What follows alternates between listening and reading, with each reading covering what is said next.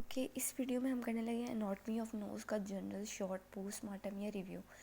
तो सबसे पहले तो हमें पता होना चाहिए कि एनाटॉमी में कि नोज़ हमने पढ़नी कैसे है। नोज़ ना अपवर्ड टू डाउनवर्ड या डाउनवर्ड टू अपवर्ड पढ़ें तो डाउनवर्ड इसकी बेस होती है और अपवर्ड इसकी रूट होती है। तो नोज़ का ना ओवरऑल फीचर इस तरह होता है। ये होती है इसकी बेस डाउनवर्ड और अपवर्ड होती है इसकी रूट।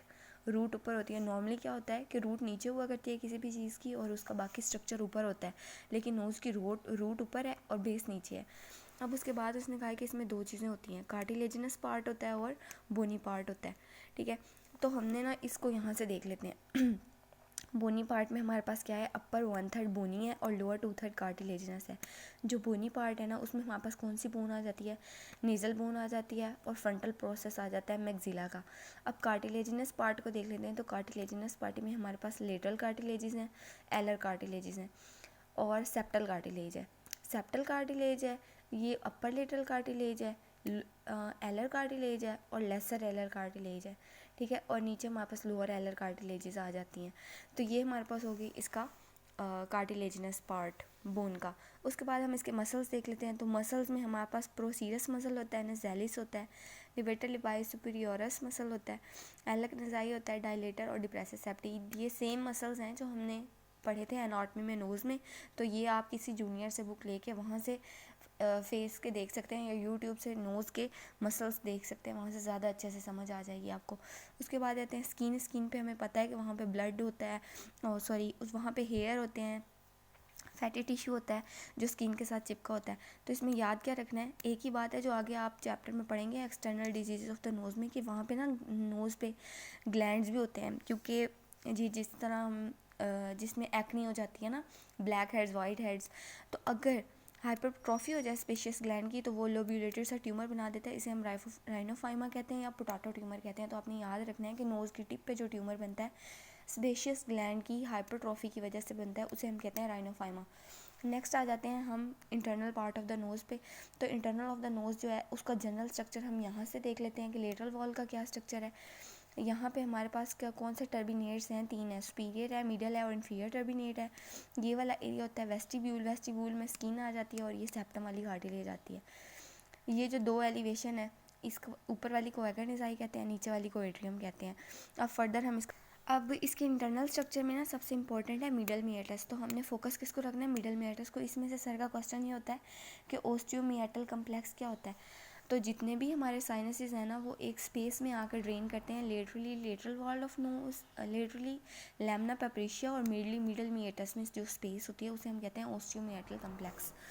अब यहाँ पे ना उन्होंने हमारे पास ये बनाया हुआ है एक स्ट्रक्चर, तो इसको हम देख लेते हैं क्या है ये। अब ये हमारे पास ना क्रिब्डिफॉर्म पैलेट बनाया हुआ है, यानी आप स्ट्रक्चर जहन में बनाएं कि हमारे पास पैलेट है, क्रिब्डिफॉर्म प्लेट है।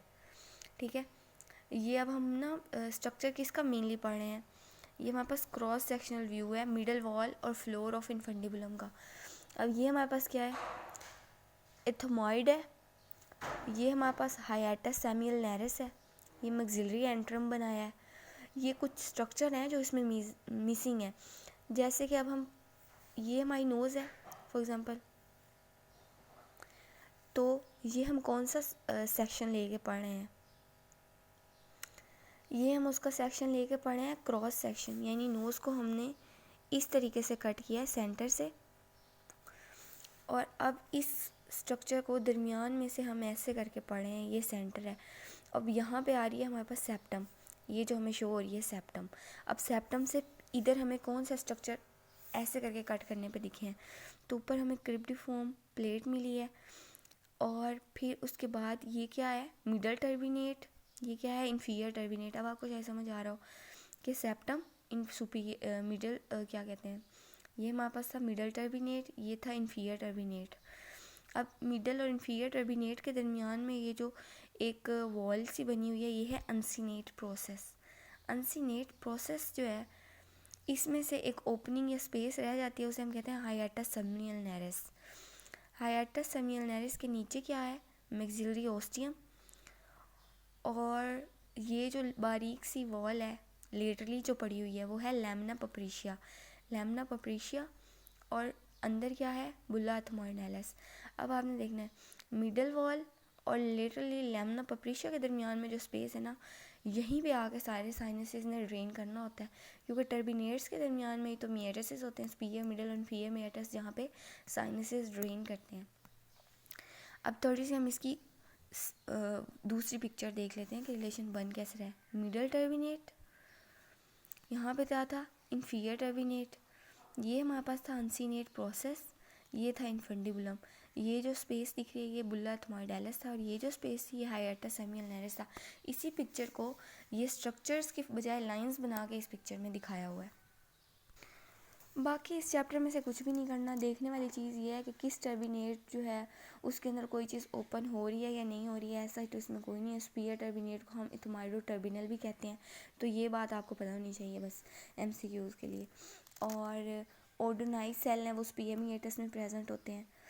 और इसके अलावा लाइनिंग नर्व सप्लाई और ब्लड सप्लाई जो है ना, ये मैं आपको कहूँगी कि ये आप देख लें एक दफ़ा उधर से, जो अपनी एनाटॉमी की बुक है सेकंड ईयर की हेड एंड नेक की, वहाँ से देख लें, या किसी जूनियर से लेके देख लें। अगर वहाँ से नहीं देख लें तो बस इतना सा देख लें कि ऑल्फैक्टरी नर्व होती है, उसका पाथवे आपने फिजियोलॉजी में पढ़ा था कि ऑल्फैक्टरी सेल्स होते हैं, वो क्रिप्टिफॉर्म पैलेट से ऑल्फैक्टरी बल्ब जा रहा होता है, फिर वो हमारे पास ब्रेन तक नर्व सप्लाई लेके जा रहे होते हैं ताकि हमें सेंसेशन और स्मेल फील हो।